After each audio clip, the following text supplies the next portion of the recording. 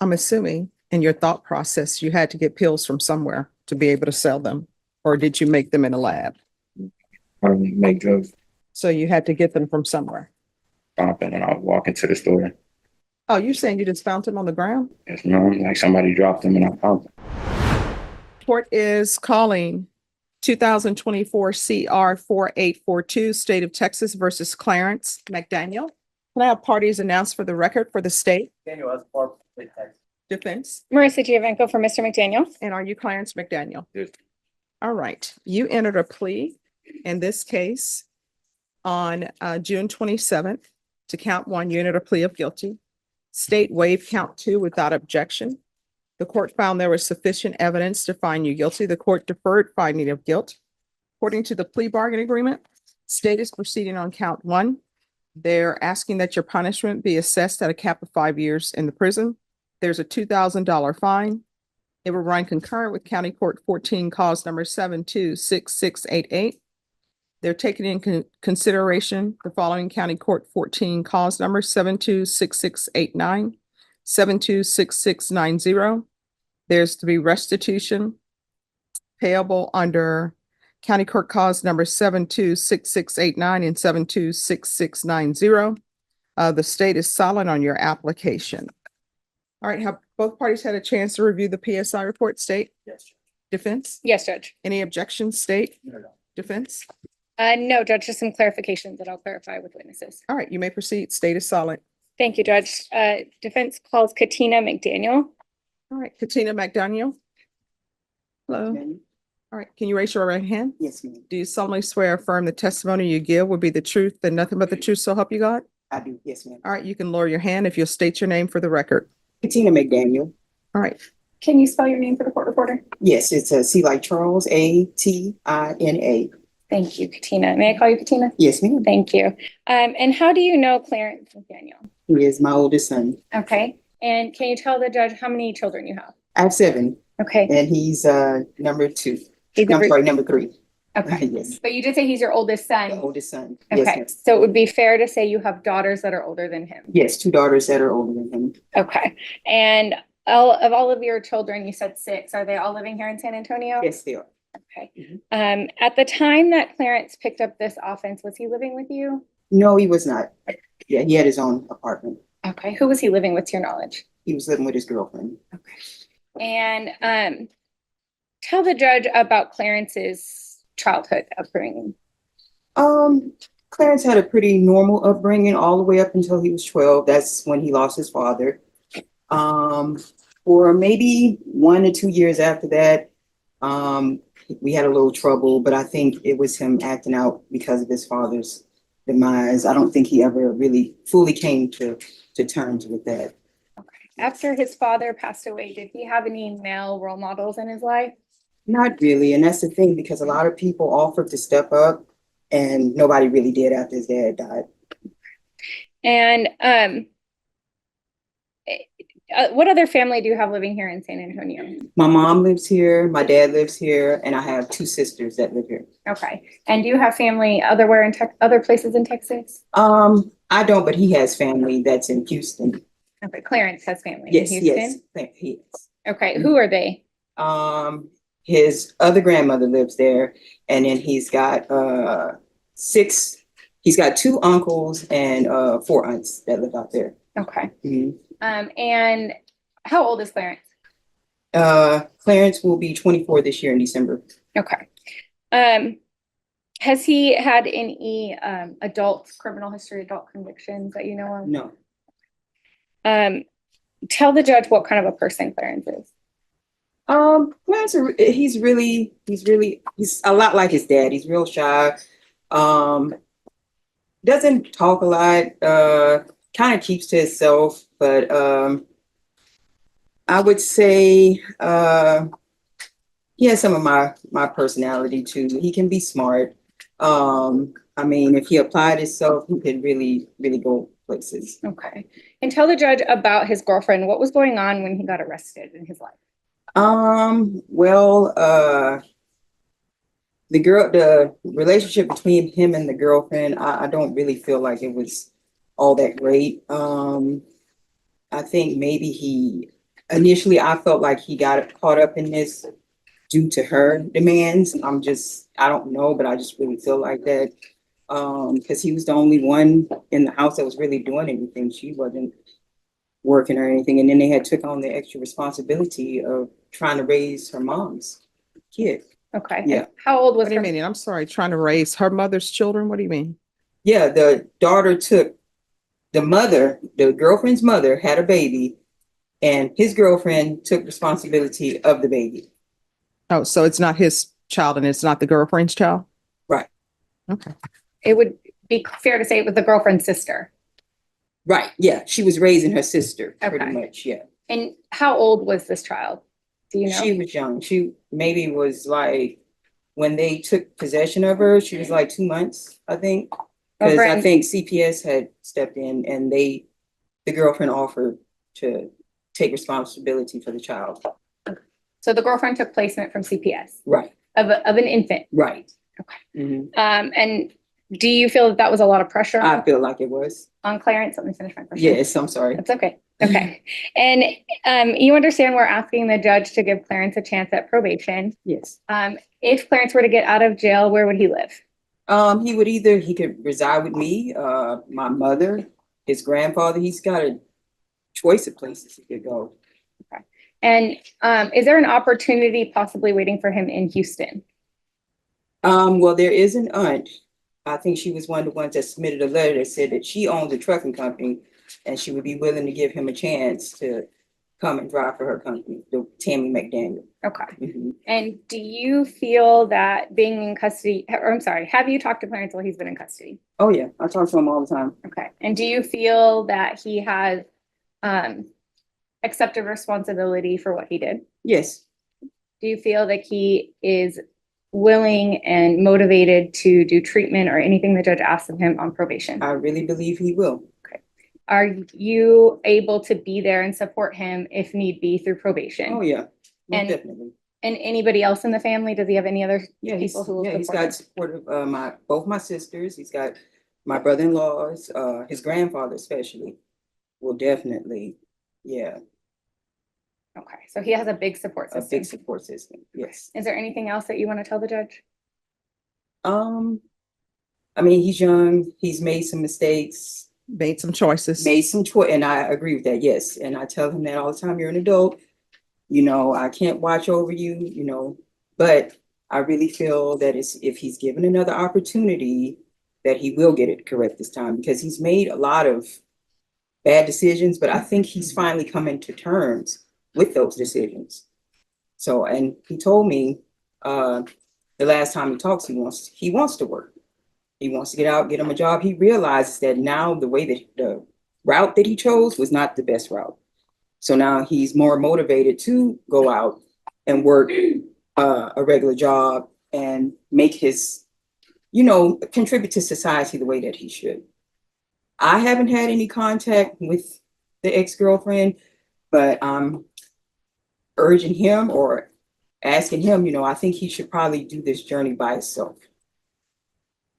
All right, any questions? All right, so let's get to the crux of the situation. Here's the problem. He's out selling drugs. Right. And in the PSI report, he's saying you were not a good parent. His father wasn't a good parent.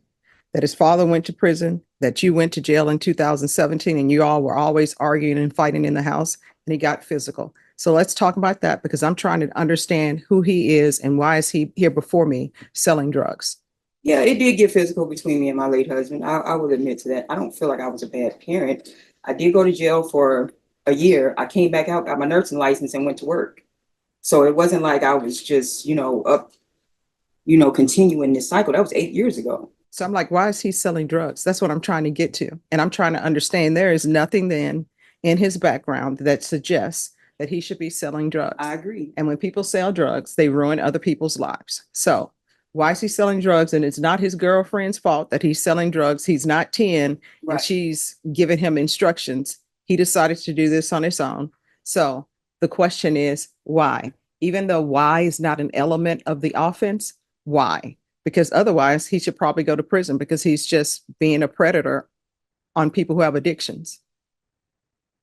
I don't really feel like he's a predator because he's never done this type of activity before. Well, I mean, if he's, he had a record of this, I would agree with that. But this is the first time that I'm aware of him out here doing such things. this is the first time he got arrested for it.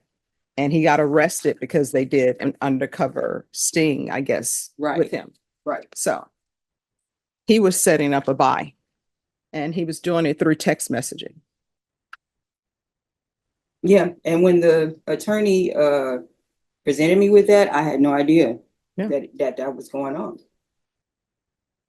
So I honestly don't understand why I should give him probation because he's selling drugs. And then next thing you know, he's doing an evading arrest.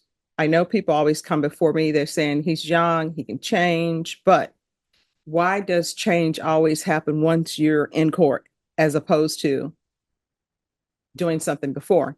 And in the PSI report, I don't know if you've read it, I've read it. It's saying that he would live 2 or 3 days at your house, then go live 2 or 3 days at his girlfriend's house. I don't even know where the girlfriend lives. No, what I'm saying is in the PSI report, he said that he would live 2 or 3 days at your house, then he would leave and stay 2 or 3 days at his girlfriend's house. We stayed with the girlfriend longer than that. The only time he would come, huh?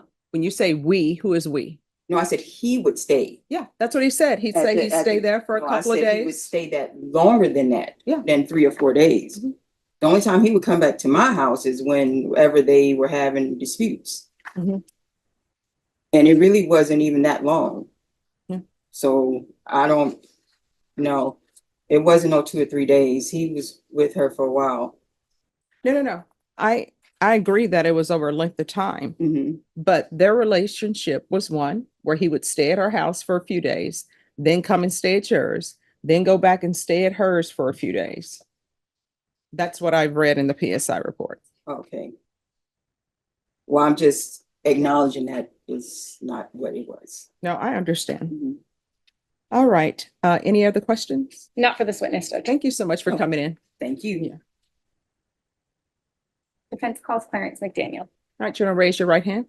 Do you solemnly swear affirm the testimony you give will be the truth and nothing but the truth, so help you God? Yes, ma'am. All right, you can lower your hand, state your name for the record. Clarence McDaniel, Thank you, Judge.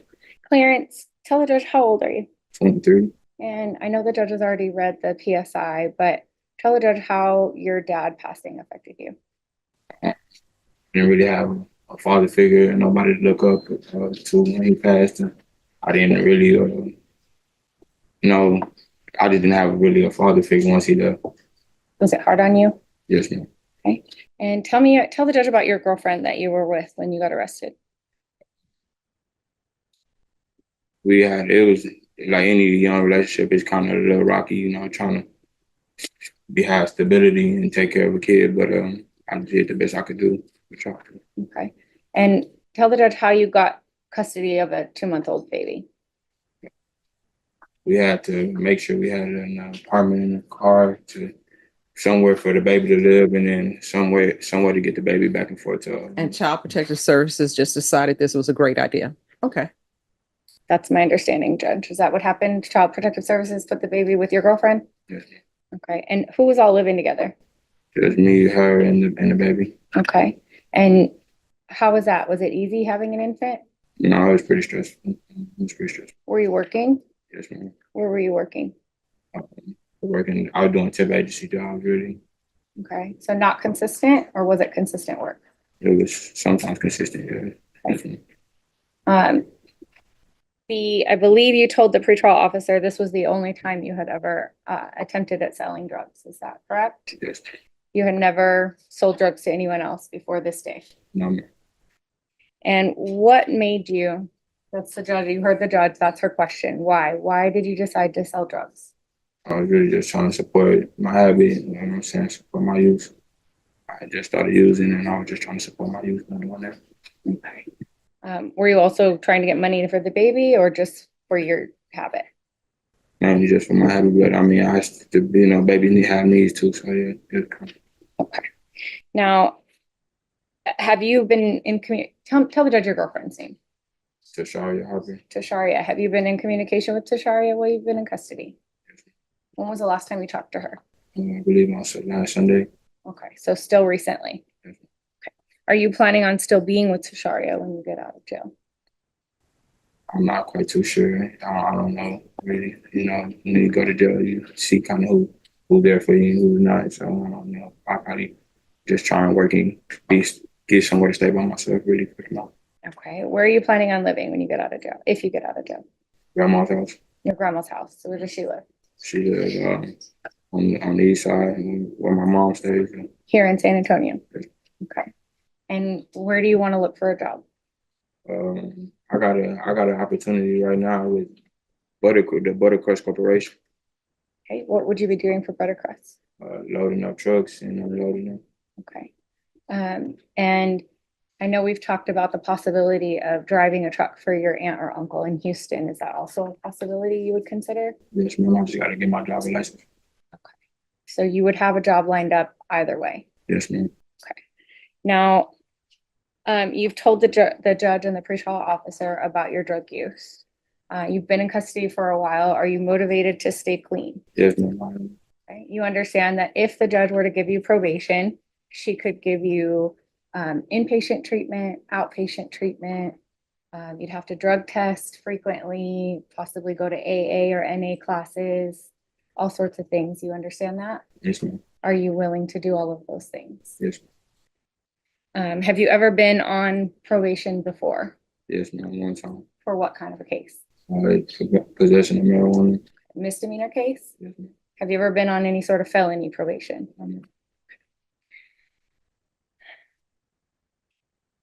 Do you have anything else you want to tell the judge? I'm not a distributor. I don't distribute drugs. It was my first time ever trying to do that, and I was just trying to support my habit. Trying to say, I'm sorry, one more question. I think the PSI says something about you think that they thought you could have made better choices. Who were you talking about when you said they? the people that was affected by my actions. Okay. What about you? Do you think you could have made better choices? Yes, ma'am. No further questions. And stay silent, do they? They're allowed to present questions if it's regarding facts. Yes. On the date of your arrest, you were by yourself, weren't you? Yes, sir. So your girlfriend wasn't involved in this. No, sir. And then you were in possession of 130 fentanyl pills. No. Well, the police report says that S1 advised me that he was trying to sell 130 fentanyl pills. The one I seen said 100. The police report I read said 100. Nothing to say. All right. So I'm assuming in your thought process, you had to get pills from somewhere to be able to sell them, or did you make them in a lab? I don't make drugs. So you had to get them from somewhere.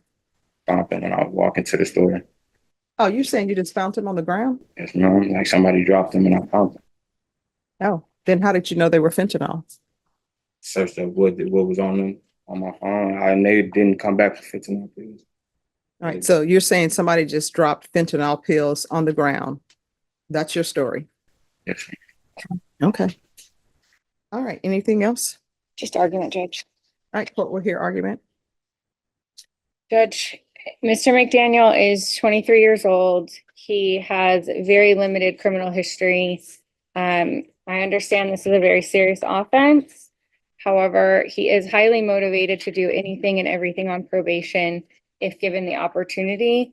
And this isn't a case of a hardened drug dealer, of a person who, has been selling for years and years. This is a new user, a new dealer. Unfortunately, the first time he sells to an undercover cop, and he deserves a chance to show that he can change. He deserves a chance at rehabilitation. He deserves a chance to turn his life around.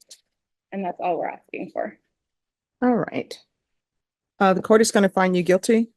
Court will sentence you to 5 years in the prison. Give you credit for any time served. This will run concurrent with County Court 14, Cause number 726688. Take in consideration. County Court cause number 726689, 726690, 2024 CR 4841. And the complainant is saying that she wants her deductible for the vehicle that he hit. Yes. And that is in, 500. yes, $500. And let me see which clause number that is in. All right. There's to be restitution of $500 to Roxanne Pereira. And cause number 726689.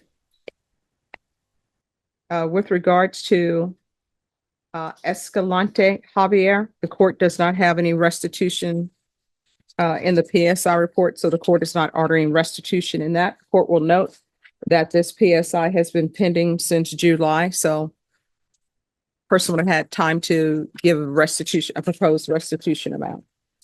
All right. And I'll order the therapeutic community. Did you review the document entitled Trial Court Certification of Defendant's Rights to Appeal with your attorney? Did you understand it and sign it? All right, because this is a plea bargain agreement, because I followed your plea bargain agreement, and because you waive your right to appeal, you do not have the court's permission to appeal. Because this is a felony conviction, you're not allowed to own or possess any weapons or ammunition. If you have a question of what a weapon or ammunition is, you'll need to speak to your attorney, and I'll retain jurisdiction. Thank you, Judge. You're welcome. Monica Guerrero, are you ready on your case? Yes.